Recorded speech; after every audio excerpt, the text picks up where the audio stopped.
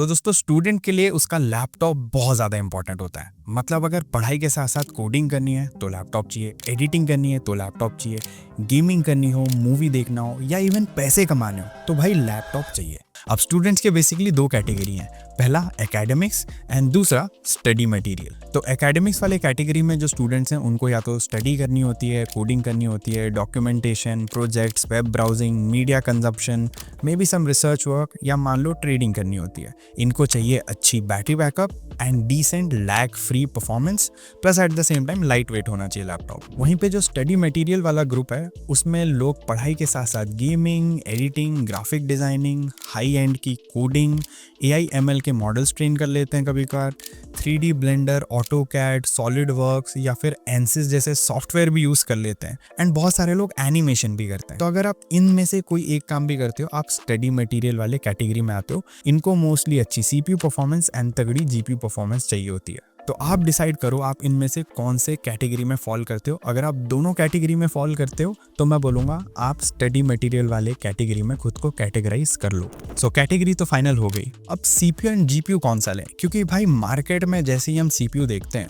तो इंटेल में i3, i5, i7, core 3, core 5, core 7, ultra 5, ultra 7 भी आने लग गए हैं अब तो।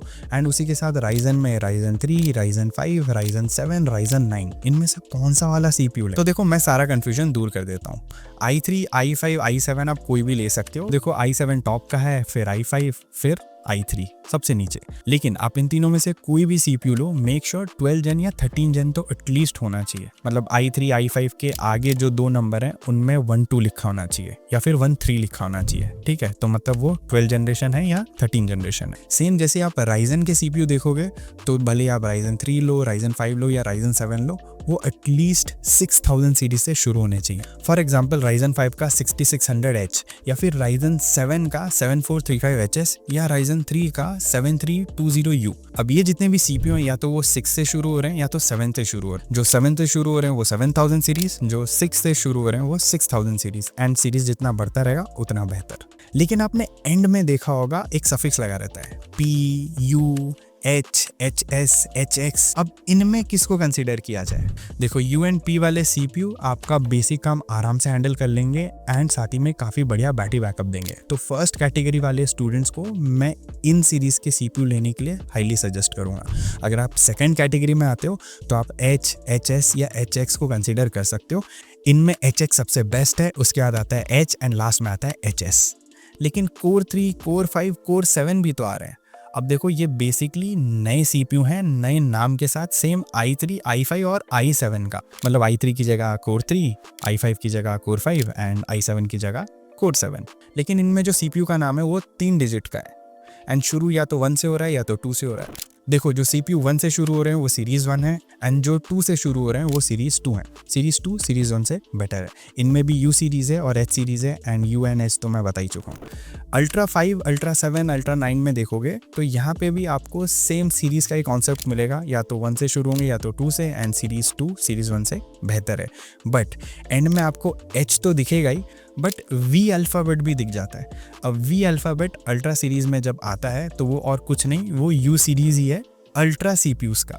तो फर्स्ट कैटेगरी वाले लोग, अगर आपका बजट बहुत ज़्यादा है, आप अल्ट्रा CPUs देख रहे हो तो इनमें आप V सीरीज़ वाले CPUs को कंसीडर कर सकते हो एंड सेकंड कैटेगरी वाले आप H सीरीज़ को ही कंसीडर करना। तो देखो ये हो गया CPU का सारा खेल ख़त्म। अब आते हैं हम GPU पे। तो यहाँ पे integrated graphic card and dedicated graphic cards है। फर्स्ट कैटेगरी वाले प्लीज़ डेडिकेटेड ग्राफिक कार्ड मत लेना, आपके लिए ओवरकिल होगा, फालतू में पैसा वेस्ट, आप इसको ढंग से यूज़ भी नहीं करोगे। तो आप इंटीग्रेटेड ग्राफिक कार्ड के साथ जा सकते हो। इंटीग्रेटेड ग्राफिक कार्ड में इंटेल के अल्ट्रा HD आ जाते हैं, आइरिस XT आ जाते हैं, इंटेल का आर्क GPU आ जाता है एंड AMD में आपको 680M, वेगा 7, वेगा 8 ये सब मिल जाते हैं। इनमें से आप किसी को भी कंसीडर कर सकते हो। आपके कामकाज के लिए ये सारे ही हेल्पफुल रहेंगे, आपको कोई दिक्कत नहीं आने वाली है। वैसे इन सब में आर्क ग्राफिक कार्ड जो इंटेल का आ रहा है वो बेस्ट है, लेकिन महंगा भी एट द सेम टाइम। वहीं पे जो सेकंड कैटेगरी वाले लोग हैं इनको डेडिकेटेड GPU ही लेना है एंड AMD का नहीं लेना, सिर्फ और सिर्फ आपको NVIDIA का लेना है। तो एनवीडिया वाले में अभी मैं हाईली सजेस्ट करूँगा कि 4050 ही लेना है आपको। बट अगर आपका बजट कम है आप 3050 भी ले सकते हो, बट प्लीज़ मेक श्योर कि वो 6 GB का तो होना ही चाहिए, 4 GB वाला मत लेना।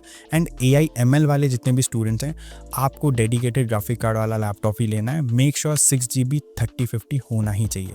एंड मान लो दो 3050 हैं, दोनों ही 6 GB के हैं। अब देखना है TGP किसकी ज़्यादा है। जिसकी TGP ज़्यादा वो बेहतर परफॉर्मेंस निकाल कर देगा। मतलब 75 वॉट TGP वाला 3050 45 वॉट TGP वाले 3050 से बेटर परफॉर्मेंस निकाल कर देगा। एंड हाँ, 4050 से ऊपर फिर 50 सीरीज आ जाती है, लाइक 5060 5070। जितना पैसा फेंकोगे उतना तमाशा आपको मिल जाएगा। लेकिन भाई मैं हाईली सजेस्ट करूंगा 4050 पे ही स्टिक करो, बढ़िया परफॉर्मेंस निकाल कर दे देते हैं एंड बढ़िया काम करेगा। भले आपको एनिमेशन करनी है, एडिटिंग करनी है, गेमिंग करनी है, कुछ भी काम करना है, 4050 बढ़िया है। थोड़ा बजट बढ़ाओगे तो 4060 4070 तक भी जा सकते हो। मतलब ये एक ऐसा कुआं है जितना पैसा डालोगे वो सब खा लेगा। ठीक है, तो 4050 पे स्टिक करो। अब दोस्तों हम रैम की बात कर लेते हैं। LPDDR सीरीज़ के रैम आते हैं, DDR सीरीज़ के रैम आते हैं। LPDDR सीरीज़ जो होती है वो जनरली आपको बजट लैपटॉप्स में देखने को मिल जाएगी, लाइक LPDDR5 LPDDR5X 4X ये सब।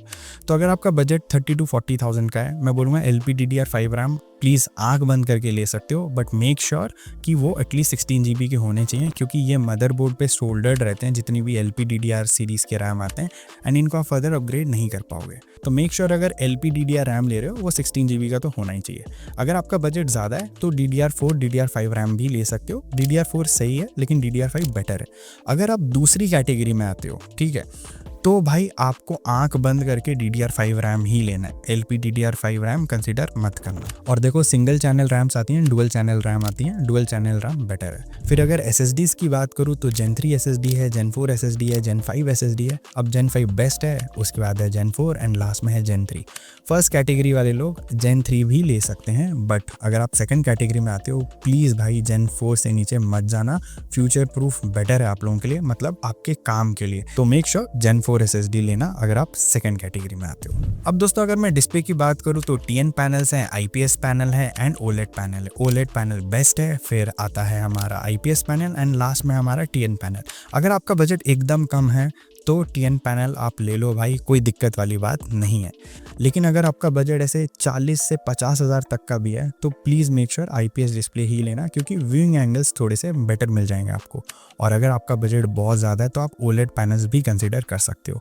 बट अगर आप कैटेगरी 1 में आते हो तो TN panel and IPS panel ही लेना, OLED पैनल को आप अवॉइड करना। एंड अगर आप सेकंड कैटेगरी में फॉल करते हो तो आपको TN पैनल तो बिल्कुल कंसीडर नहीं करने, आप IPS पैनल ले सकते हो या OLED पैनल ले सकते हो। लेकिन अगर आप गेमिंग नहीं करने वाले हो तो आप IPS लो या OLED लो। मेक श्योर कि DCI P3 कलर गैमेट 100% होना चाहिए या फिर 100% sRGB होना चाहिए, क्योंकि कलर एक्यूरेसी आपके लिए इंपॉर्टेंट रहेगी जब भी आप एडिटिंग कर रहे हो या ग्राफिक डिजाइनिंग कर रहे हो। अगर आप गेमिंग करते हो तो आप OLED डिस्प्ले को इग्नोर कर सकते हो, आप IPS display low. And colour accuracy भी इतनी ज़्यादा रिक्वायरमेंट नहीं है, आपके लिए ज़्यादा रिक्वायरमेंट है high refresh rate. So make sure 120 hertz at least होना चाहिए अगर आप गेमिंग करना चाहते हो। एंड रेस्पॉन्स टाइम 5 से 7 मिली सेकेंड का होना चाहिए। तो दोस्तों यही है पूरा खेल लैपटॉप्स का। मैंने ऑलमोस्ट सारी चीज़ें आपको अच्छे से समझा दी एंड सारे ही लैपटॉप्स को टैग भी कर रखा है। सो प्लीज़ चेकआउट करना मत भूलना एंड उनके लिंक्स भी डिस्क्रिप्शन में दे रखे हैं, सो उनको भी आप चेकआउट कर सकते हो। सो दोस्तों यही थी पूरी वीडियो। अगर आपका कोई भी सवाल है, सुझाव है, आप कमेंट भी कर सकते हो। मैं मिलता हूं आपको अगले वीडियो में। Until then, over and out.